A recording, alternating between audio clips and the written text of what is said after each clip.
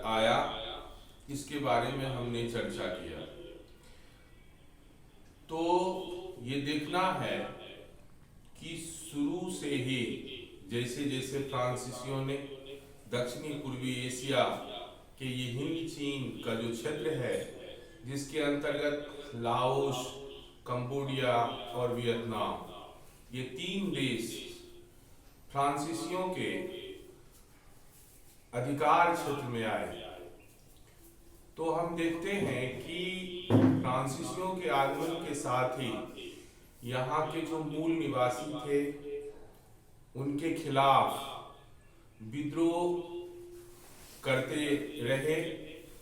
तो शुरुआती दौर में ये जो विद्रोह था वे छोटे स्तरों पर था और आसानी से फ्रांसीसी शासक, फ्रांसीसी कंपनी के लोग उसे दबा दिया करते थे। लेकिन जैसे जैसे यहाँ शिक्षा का प्रचार प्रसार हुआ और यहाँ के छात्र, खास करके जापान, रूस और यूरोपीय देश फ्रांस, इंग्लैंड आदि में शिक्षा ग्रहण करके आए, तो उनमें अपने राष्ट्र के प्रति प्रेम का भाव जगा और देखते देखते हम देखते हैं कि इस हिंद चीन के क्षेत्रों में शासन के खिलाफ आवाज धीरे धीरे बढ़ने लगी।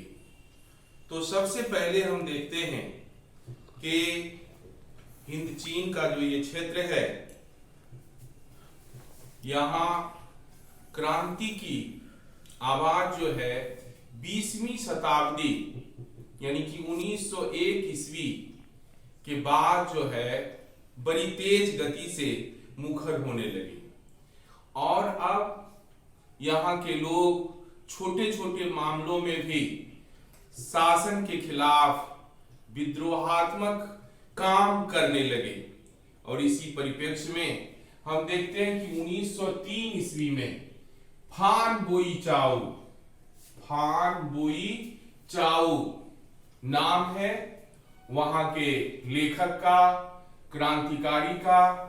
तो फान बोई चाउ ने दुई तान हुई, एक राजनीतिक पार्टी, एक क्रांतिकारी दल का नाम है दुई तान हुई।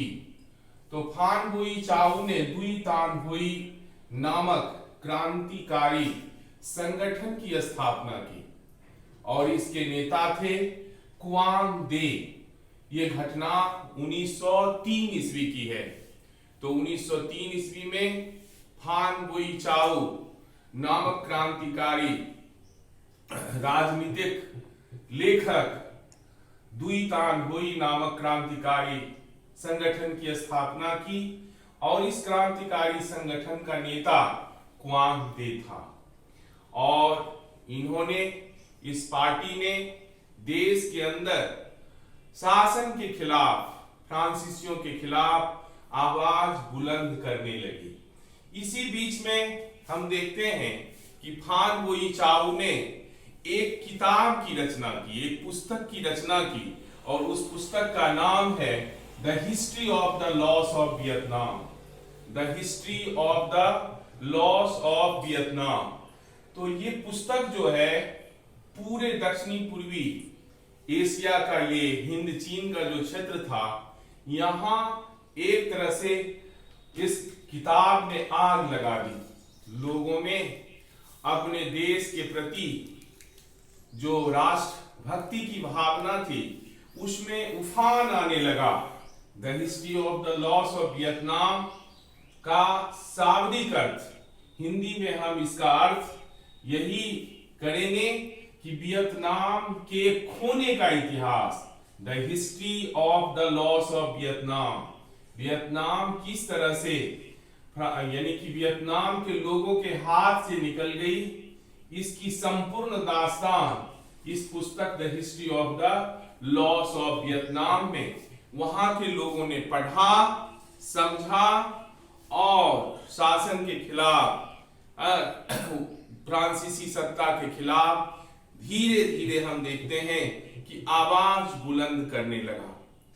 आगे हम देखते हैं कि इसी समय, ये 2003 की घटना है, 1905 ईस्वी में जापान ने रूस को हराया। जापान को हम एशियाई राष्ट्र कहते हैं और रूस को यूरोपीय शक्ति। और 1905 ईस्वी से पहले दुनिया में एक मिथक था कि पश्चिम के देशों को पराजित करना संभव नहीं है।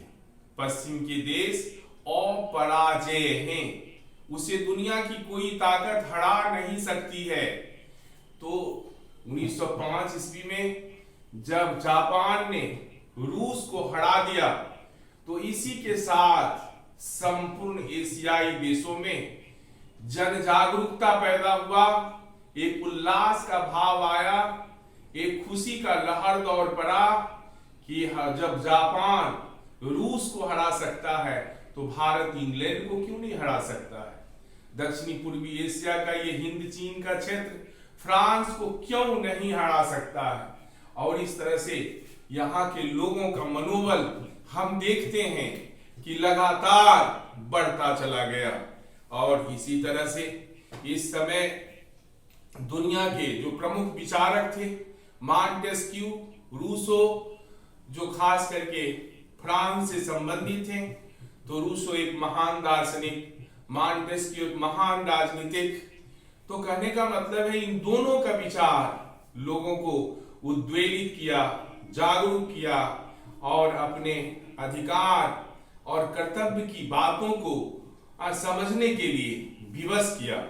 तो इस तरह से विदेशी लेखकों के विचार, स्वदेशी लेखकों के विचार लोगों को जागरूक करने में महत्वपूर्ण भूमिका निभाया। इसी समय एक दूसरा राष्ट्रवादी नेता था जिसका नाम था फान चू त्रिन। फान चू त्रिन, इसके विचार लोगों में क्रांति की ओर आगे बढ़ने के लिए विवश किया।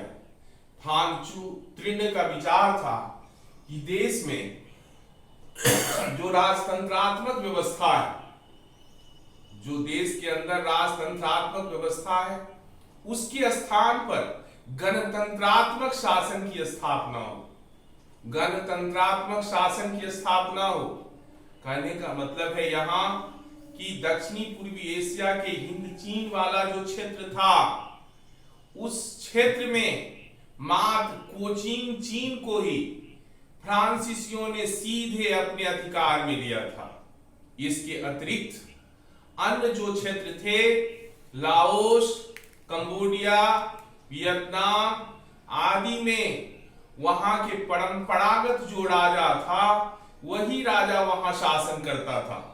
और ये राजा जो थे वे फ्रांसीसियों के अधीन थे। फ्रांसीसी शासन इन राज्य में अपने प्रतिनिधि, जिसे रेजिडेंट कहा जाता है, रेजिडेंट की नियुक्ति करता था।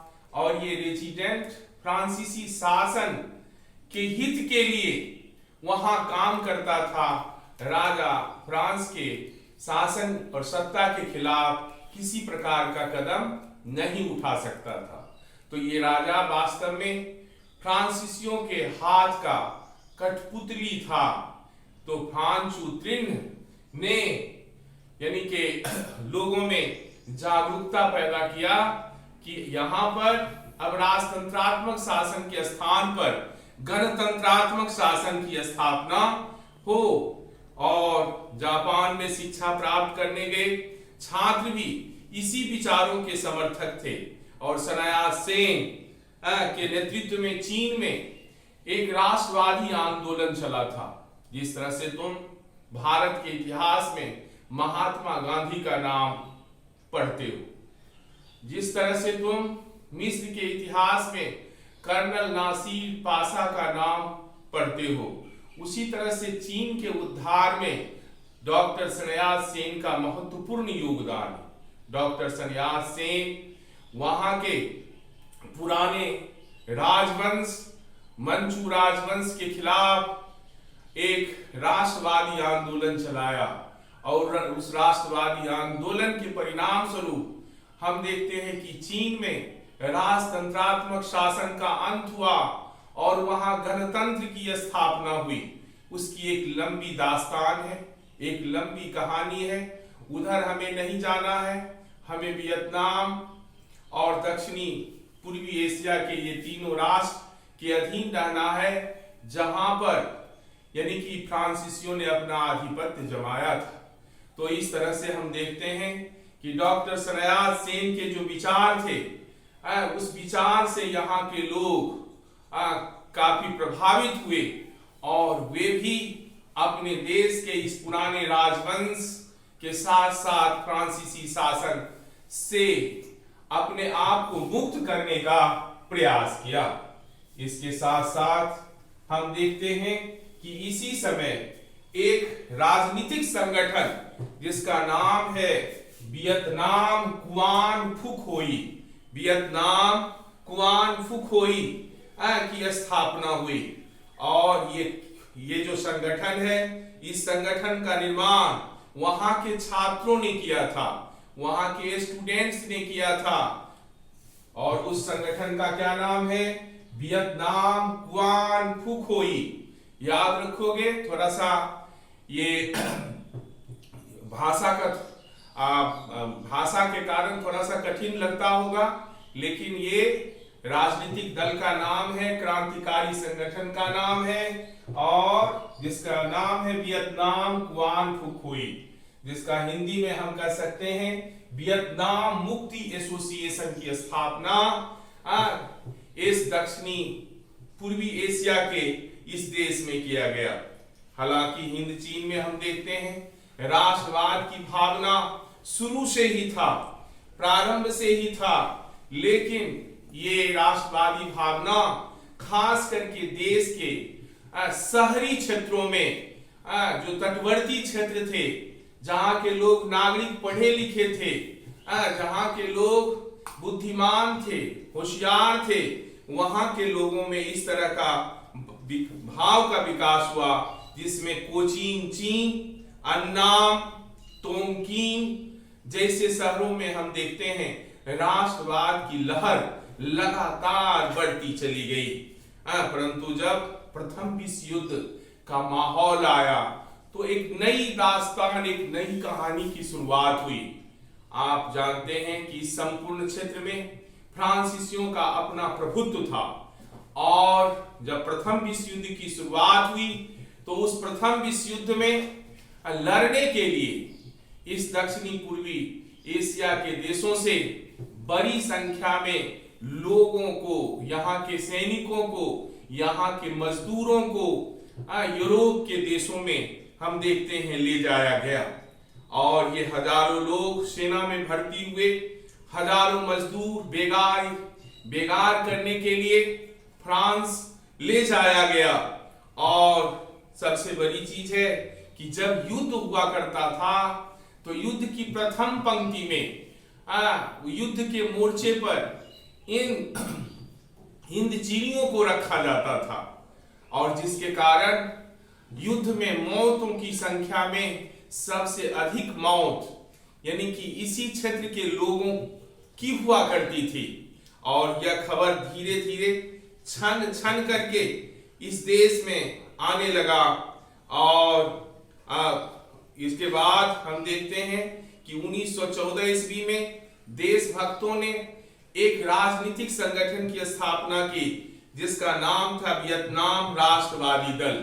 वियतनाम राष्ट्रवादी दल की स्थापना की, और यानी कि ये राष्ट्रवादी दल जो थे, खास करके इस क्षेत्र के सभी छोटे मोटे राजनीतिक दलों को मिलाकर के, क्रांतिकारी गुटों को मिलाकर के इसकी स्थापना की गई थी।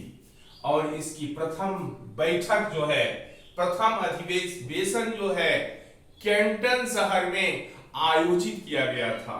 कहाँ आयोजित किया गया था?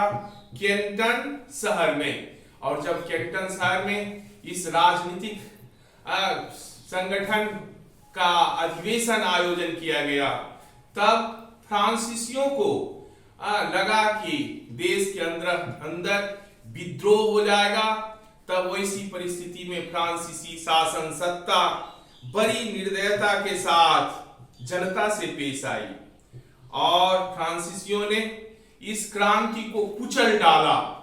और इसी के साथ एक छोटी सी बात यह भी ध्यान में रखना है कि इस क्षेत्र में खास करके वियतनाम, लाओस, कंबोडिया, कोचिन चीन आदि जो क्षेत्र थे, राज्य थे, इन राज्यों के व्यापार पर, मत्स्य व्यापार पर, रबर के उत्पादन के ऊपर, इन तमाम व्यापारों पर चीनियों का अधिकार था। बुझ गया ना? लेकिन ये व्यापारी वर्ग जो चीनी थे वे इस क्रांति से अलग रहना चाहते थे। देश के अंदर आग लग रही है, उससे उसको कोई लेना देना नहीं था। परिणाम स्वरूप वहां के स्थानीय निवासियों ने चीनियों के खिलाफ एक क्रांति का माहौल पैदा कर दिया।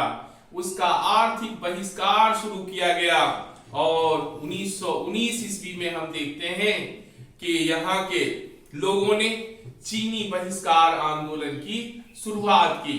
तो चीनी बहिष्कार आंदोलन की शुरुआत कब हुई? तो 1919 ईस्वी में। उसके बाद देखो आगे चल करके कोचीन चीन फ्रांस के अधिकार में था। सिर्फ कोचीन चीन ही फ्रांस के अधिकार में था और अन्य जो राज्य थे, 4 राज्य, तोंगकीन, अन्नामी, कंबोडिया, लाओस। तोंगकीन, अन्नामी, कंबोडिया और लाओस, यहां पर पुराने राजवंश शासन किया करते थे और इन राजवंशों को नियंत्रित करने के लिए फ्रांसीसियों ने प्रत्येक राज्य में एक रेजिडेंट की नियुक्ति की थी जो फ्रांसीसी शासन सत्ता के अनुकूल काम करता था। और प्रथम विश्व युद्ध के बाद प्रशासन में हम देखते हैं कि फ्रांसीसियों ने कुछ उदार तत्वों का समायोजन किया था। उसकी नीति में नॉर्मेलिटी आई।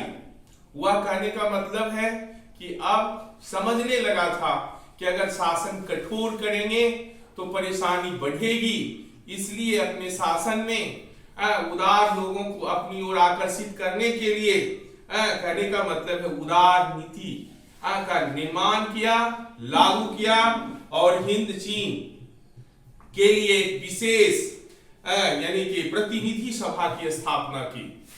जिस तरह से हमारे देश में संसद है, उसी तरह से कोचीन चीन में वहां पर एक प्रतिनिधि सभा की स्थापना की गई और उस प्रतिनिधि सभा के सदस्यों के निर्वाचन, इलेक्शन, चुनाव के लिए विशेष व्यवस्था किया गया। साथ ही और सैन्य प्रशासन में जो सिविल प्रशासन होता है, उस सिविल प्रशासन में हम देखते हैं कि बड़ी संख्या में वहां के स्थानीय लोगों की भर्ती की गई और कुछ हद तक हम देखते हैं कि इस क्षेत्र में जो पुराने राजवंश थे, लाओस, कंबोडिया और वियतनाम में, वहां के राजाओं ने भी अपनी नीतियों में सुधार लाने का प्रयास किया। लेकिन फिर भी यहाँ के सुधारवादी, यहाँ के क्रांतिकारी इसके खिलाफ थे। अब वह पूरी आजादी चाहते थे, पूरी स्वतंत्रता चाहते थे और ऐसी ही परिस्थिति में 1917 ईस्वी में वियतनाम के इतिहास में एक महान पुरुष का आगमन होता है, एक महान व्यक्तित्व का आगमन होता है जिसका नाम, जिसका काम इतिहास के सुनहले इतिहास के पन्नों में स्वर्णाक्षरों में लिखा हुआ है और उसका नाम था न्युगन आई क्वॉक। न्युगन आई क्वॉक, जिसको हम संक्षेप में हो ची मिन्ह के नाम से जानते हैं। यह हो ची मिन्ह न्युगन आई क्वॉक वियतनामी छात्र था जो पेरिस में पढ़ रहा था। पेरिस, आप जानते हैं फ्रांस की राजधानी है पेरिस, तो उसी पेरिस विश्वविद्यालय का छात्र था न्युगन आई क्वॉक हो ची मिन्ह। और यहां पर इन्होंने साम्यवादी साम्यवादियों का एक गुट तैयार किया। जो साम्यवादी विचारधारा के छात्र थे उन तमाम छात्रों को मिलाकर के एक गुट बनाया। बाद में हो ची मिन्ह शिक्षा प्राप्त करने के लिए मॉस्को गया, रूस की राजधानी मॉस्को, और वहां से साम्यवाद से प्रेरित होकर के 1925 ईस्वी में, सन 1925 ईस्वी में एक क्रांतिकारी दल की स्थापना की, वियतनामी क्रांतिकारी दल। और साथ ही देखो कि उसने अपने कार्यकर्ताओं को सैन्य प्रशिक्षण के लिए कहने का मतलब है व्यवस्था किया, रूस भी भेजा और अपने देश में भी उसका ट्रेनिंग दिया। और अंततः 1930 ईस्वी में वियतनाम के जो बिखरे पार्टियां थे, बिखरे राजनीतिक दल थे, उन तमाम राष्ट्रवादी दलों को मिला करके एक राजनीतिक दल का निर्माण किया गया, जिसका नाम है वियतनाम कांग सान देंग। वियतनाम कांग सान देंग की स्थापना की, वियतनाम कांग सान देंग, जिसका ये मूल रूप से कम्युनिस्ट पार्टी है, वियतनाम कम्युनिस्ट पार्टी। और यह बिल्कुल उग्र विचारधारा पर आधारित राजनीतिक दल था। इसमें कहने का मतलब है कि बम बारूद की राजनीति को लेकर के चलाया जाने वाला यह क्रांतिकारी संगठन था 1930 ईस्वी। इसके साथ साथ इस समय विश्व में आर्थिक मंदी का दौर चल रहा था, और आप पढ़ चुके हैं कि आर्थिक मंदी 1929 और 30 ईस्वी के बीच चला। 1929, 30, 31 यानी कि 30 ईस्वी, 1930 ईस्वी जो है यानी कि जो ये आर्थिक मंदी है, जिसको हम ग्रेट डिप्रेशन के नाम से जानते हैं, वह संपूर्ण संसार में अपने उच्चतम शिखर पर पहुंच चुका था 1930 ईस्वी में। तो इसका प्रभाव भी इन क्षेत्रों के लोगों के ऊपर पड़ा, और आप जानते हैं कि यहाँ बड़ी मात्रा में रबर का उत्पादन होता था, क्या कहते हैं, चावल धान की खेती होती थी, और अन्य वस्तुओं का जो उत्पादन होता था।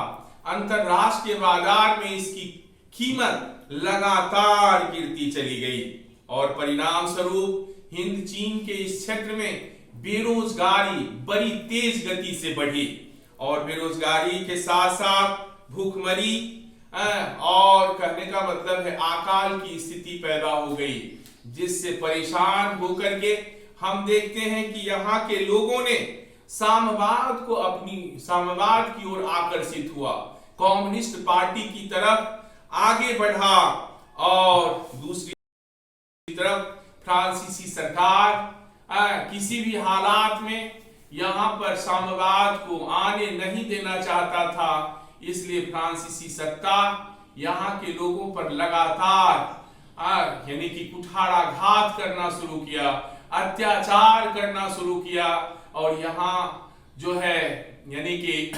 आंदोलनों में शामिल होने वाले लोगों को गोलियों का शिकार होना पड़ा, बड़ी संख्या में लोग मरे, यहाँ तक कि साम्यवाद के आरोप में गांव के ऊपर यानी कि हवाई जहाज से बम गिराया जाने लगा, और हजारों लोग हम देखते हैं कि इस घटना में मारा गया। परिणाम स्वरूप हम देखते हैं कि इस क्षेत्र में क्रांति को तत्कालीन स्तर पर तो दबा दिया गया, लेकिन अंदर ही अंदर यह क्रांति जो है ज्वालामुखी की तरह हम देखते हैं कि धीरे धीरे ये जो है जलता रहा, और परिस्थिति पाकर हम देखते हैं कि फिर से यह उफान मारने लगा।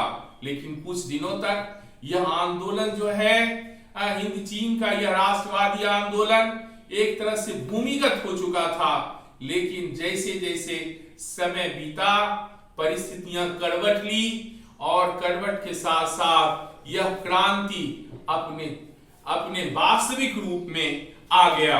तो अब हम देखना है कि द्वितीय विश्व युद्ध में यानी कि यहाँ का राजनीतिक आंदोलन कैसे आगे की ओर बढ़ा, इसको देखना है।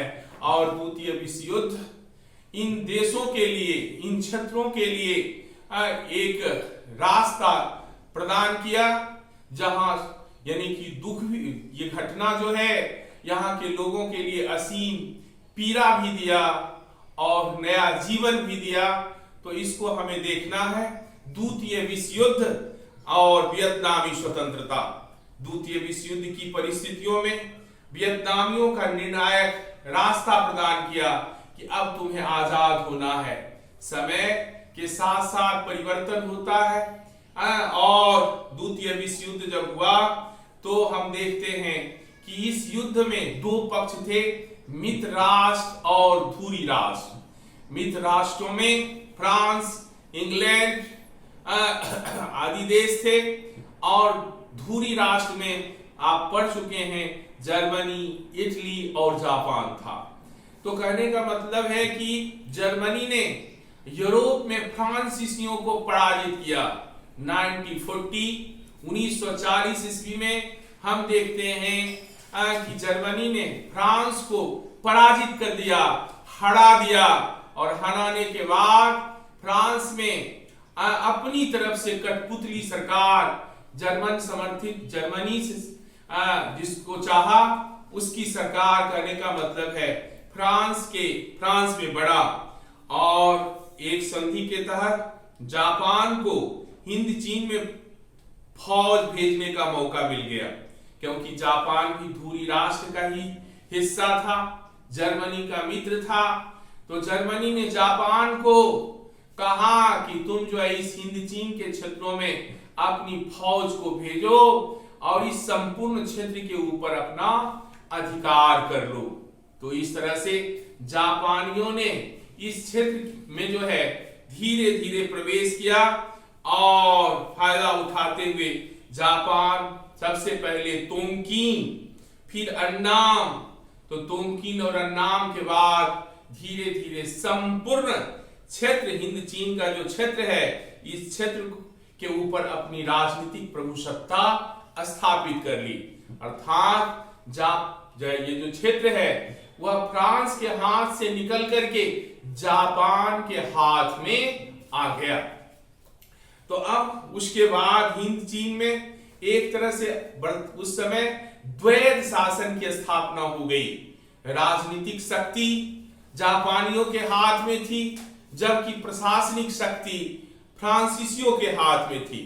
फलस्वरूप वियतनाम के गुप्त जो क्रांतिकारी राजनीतिक दल थे, जो कहने का मतलब है अभी छिपे हुए थे, कहने का यानी कि वास्तविक रंगमंच पर नहीं आ रहे थे, जो छिपे हुए थे, उनमें उत्साह की भावना जगी और वे अब जापान और फ्रांसीसियों को दोनों को अपना शत्रु मानना शुरू किया और इसी के साथ इन दोनों शत्रुओं के खिलाफ क्रांति शुरू की, विद्रोह शुरू किया, संघर्ष शुरू किया।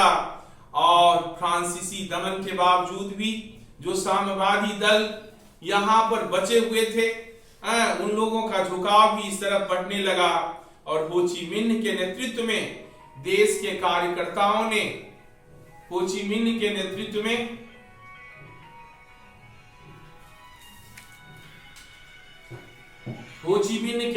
में देश के कार्यकर्ताओं ने हम देखते हैं कि एक संगठित राजनीतिक दल की स्थापना की और ये राजनीतिक संगठन जो है उसको हम वियत मिन्ह के नाम से जानते हैं। किसके नाम से जानते हैं? वियत मिन्ह के नाम से जानते हैं और जिसके संस्थापक हो ची मिन्ह साहब थे।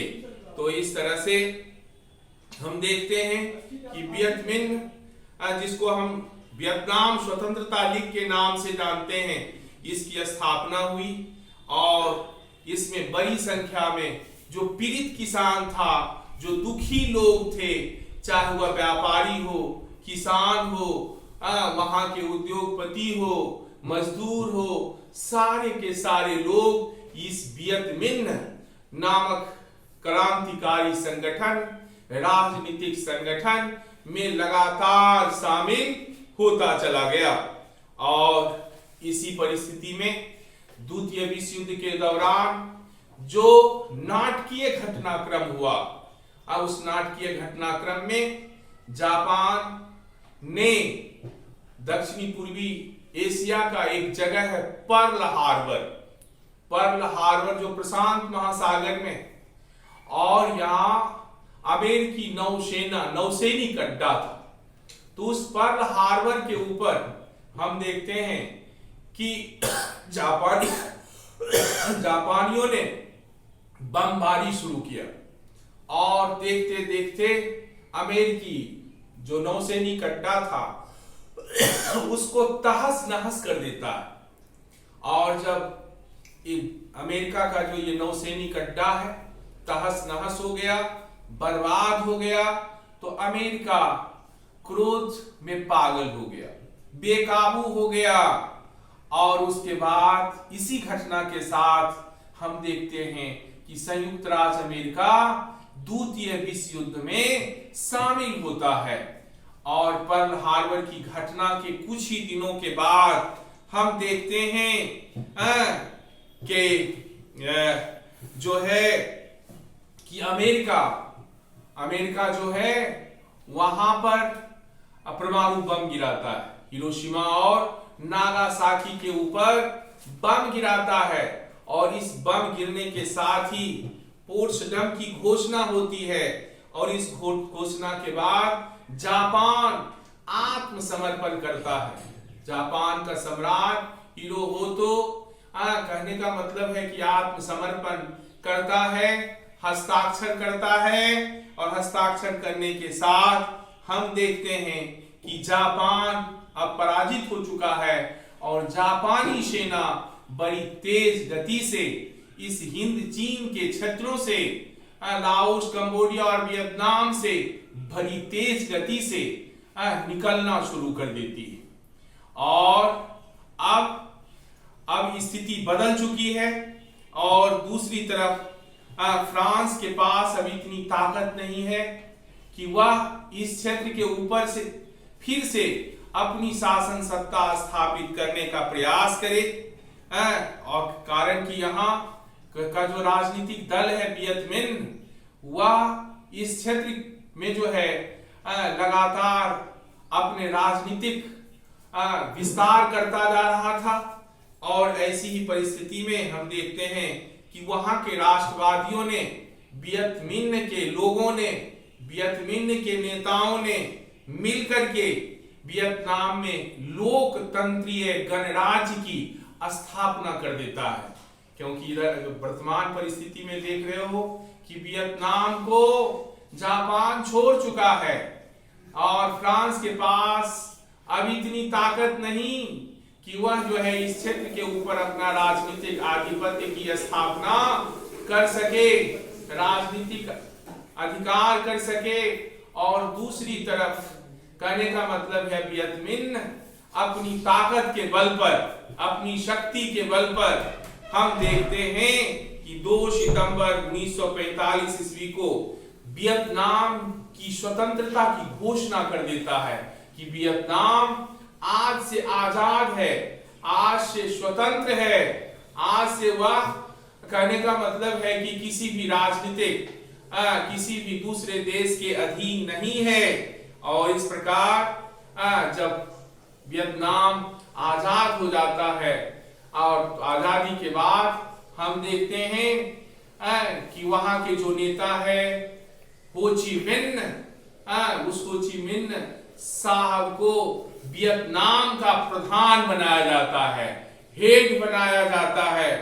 और इसके बाद जो कि हिंद चीन अनेक राज्यों में बटा हुआ था, और जापानी सेनाएं हिंद चीन से निकल करके कंबोडिया, लाओस और अन्नाम में पुनः प्राचीन राजवंशों को प्रतिष्ठित करने का प्रयास किया।